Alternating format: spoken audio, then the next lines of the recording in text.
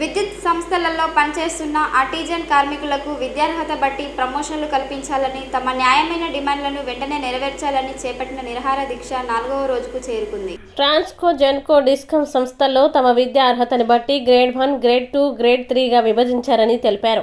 20,000 మంది ఆర్టిజన్ కార్మికుల్ని పదోన్నతి కల్పించిన విద్యుత్ సంస్థలపై పెద్దగా ఆర్థిక భారం పడదని సిఐటియు రాష్ట్ర ఉపాధ్యక్షుడు ఈశ్వర్ తెలిపారు. ఫిబ్రవరి 3 నుంచి 13 వరకు బస్సు యాత్ర చేపట్టి ఖైరతాబాద్లోని విద్యుత్ సౌదా ముట్టడికి చేస్తామని హెచ్చరించారు. గత ప్రభుత్వ హయాంలో ఇప్పటి ముఖ్యమంత్రి, డిప్యూటీ సీఎంలకి తమ ఆవేదన విన్నవించామన్నారు. తాము ప్రభుత్వంలోకి రాగానే ఆర్టిజన్ల సమస్యల్ని వెంటనే తీరుస్తామని హామీ ఇచ్చి ఇప్పుడు విస్మరించారని తెలిపారు. తమ న్యాయమైన డిమాండ్లని ప్రభుత్వం విస్మరిస్తే వేసవి కాలంలో సమ్మెకు పిలుపునిస్తామని హెచ్చరించారు. ఆర్టిజన్లు చేయబోయే సమ్మెతో విద్యుత్ సరఫరా లేక రైతులు, ప్రజలు ఇబ్బంది పడాల్సిన పరిస్థితి వస్తే ప్రభుత్వానిదే బాధ్యత అని సిఐటియు రాష్ట్ర ఉపాధ్యక్షుడు ఈశ్వర్ తెలిపారు. ఆర్టిజన్ కార్మికుల్ని ఉద్యోగులు, అధికారులతో సమానంగా కార్యాలయాల్లో పనిచేయిస్తూ తమను చిన్న చూపు చూస్తున్నారని ఆవేదన వ్యక్తం చేశారు.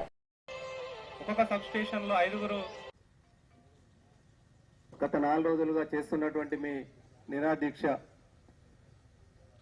ఐక్యతతోటి ముందుకు తీసుకెళ్తారు. సబ్ స్టేషన్ ఆపరేటర్లు అందరూ కూడా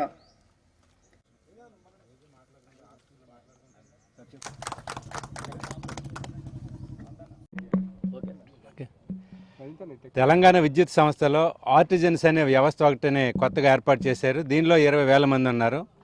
ఈ 20,000 మందికి కూడా కన్వర్షన్ ఇవ్వాలనేది టీవీఏసీ, జేఏసీ ఆధ్వర్యంలో గత 4 రోజుల నుంచి నిరాహార దీక్షలు చేస్తున్నాం. రాష్ట్ర వ్యాప్తంగా సుమారుగా 50 సెంటర్లలోనూ అట్లాగే 6 జెన్కో ప్లాంట్లలోని నిరాహార దీక్షలు జరుగుతూ ఉన్నాయి. ఈ నిరాహార దీక్షలు అయిపోయిన తర్వాత ఫిబ్రవరి 3 నుంచి 13వ తారీఖు వరకు ఉమ్మడి జిల్లాల ప్రాతిపదిక మీద బస్సు యాత్ర చేయబోతా ఉన్నాం. ఆ తర్వాత 20వ తారీఖున చెలో విద్యుత్ సౌద, ఫిబ్రవరి 20వ తారీఖున చెలో విద్యుత్ సౌద చేయబోతా ఉన్నాం. ముఖ్యంగా గత ప్రభుత్వం చేసినటువంటి చిన్న పొరపాటుతో వీళ్ళందరూ కూడా ఈ రోజున గతంలో బట్టి విక్రమార్క గారు అట్లాగే రేవంత్ రెడ్డి గారు పాదయాత్రలు చేసినప్పుడు వీళ్ళందరికీ కూడా కన్వర్షన్ ఇవ్వాలని చెప్పినప్పుడు కన్వర్షన్ అంటే ఏమిటి అనేది స్వయంగా బట్టి విక్రమార్క గారు అడిగారు. నేనే రేవంత్ రెడ్డి గారు ఇంటి దగ్గర కూడా చెప్పాను. ఆ సందర్భంలో ఎక్స్ప్లెయిన్ చేసి ఐటీఐ చదువుకున్నటువంటి వాళ్ళకి జూనియర్ లైన్మెను, అట్లాగే జనరేటింగ్ స్టేషన్లు జేపీఏలు, డిప్లొమా చదువుకున్నటువంటి వాళ్ళకి సబ్ ఇంజనీరు, అట్లాగే డిగ్రీలు, ఎంబీఏలు, ఎంసీఏలు చేసినటువంటి వాళ్ళు ఉన్నారు. ఎక్కువ దీంట్లో మహిళలు పనిచేస్తూ ఉన్నారు. వాళ్ళకి జూనియర్ అసిస్టెంటు, వీళ్ళందరికీ ఇవ్వడం వలన డిపార్ట్మెంట్ మీద ఏ రకమైనటువంటి ఆర్థిక భారం పడదనే విషయాన్ని కూడా చెప్పాము మేము. మా ప్రభుత్వాన్ని అధికారంలోకి తీసుకురండి, మీరు ఖచ్చితంగా మీ సమస్యను పరిష్కారం చేస్తామని చెప్పారు. అనుకున్న ప్రకారంగానే కాంగ్రెస్ ప్రభుత్వం అధికారంలోకి వచ్చింది. వచ్చి కూడా సంవత్సరం దాటింది. ఇంతవరకు మా ఆర్టిజన్ సమస్య మీద ఏ రకమైన చర్చ జరగడం లేదు. ఈ రోజున రాష్ట్ర ప్రభుత్వం అధికారంలోకి వచ్చిందంటే ఒకటే రైతులకు విద్యుత్తును కొనసాగించడం, 2 గృహజ్యోతి పథకాన్ని అమలు చేయటం. ఈ రెండింటిలోనూ కూడా మా ఆర్టిజన్స్ పాత్ర చాలా కీలకమైంది. కరెంటు ఉత్పత్తి అయ్యే జనరేటింగ్ స్టేషన్స్ కేటీపీపీ కానీ, కేటీపీఎస్ కానీ, నాగార్జున సాగర్, శ్రీశైలంలో మా ఆర్టిజన్సే ఉన్నారు. వాళ్ళే విద్యుత్తును ఉత్పత్తి కూడా చేస్తూ ఉన్నారు. ఇంత కీలకమైనటువంటి రంగంలో పనిచేస్తున్నటువంటి ఆర్టిజన్స్ పట్ల ఎందుకు నిర్లక్ష్యం వహిస్తుంది ఈ ప్రభుత్వం అని చెప్పేసి మేము అడగదలుచుకున్నాం. కానీ ఇప్పుడు మీరు అధికారంలోకి వచ్చిన తర్వాత మీరేం చేస్తున్నారని చెప్పేసి ప్రశ్నిస్తూ ఉన్నాం. అందుకోసమే ఫిబ్రవరి 20వ తారీఖున చెలో విద్యుత్ సౌద అంటే హైదరాబాద్కి నడిబొడ్డుగా ఉన్నటువంటి ఖైరతాబాద్లో 20,000 మందితో విద్యుత్ సౌదాన్ని ముట్టడించబోతా ఉన్నాం.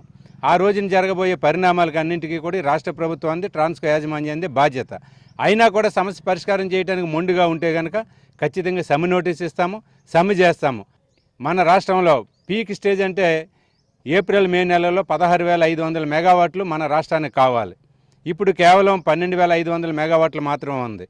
కానీ 16,500 మెగావాట్లు అంటే ఒక్క క్షణం కూడా కరెంటు పోతే ఈ ప్రజలు తట్టుకోలేనటువంటి పరిస్థితి. రైతులు తట్టుకోలేరు, ఇండస్ట్రీస్ అన్నీ ఆగిపోతూ ఉంటాయి.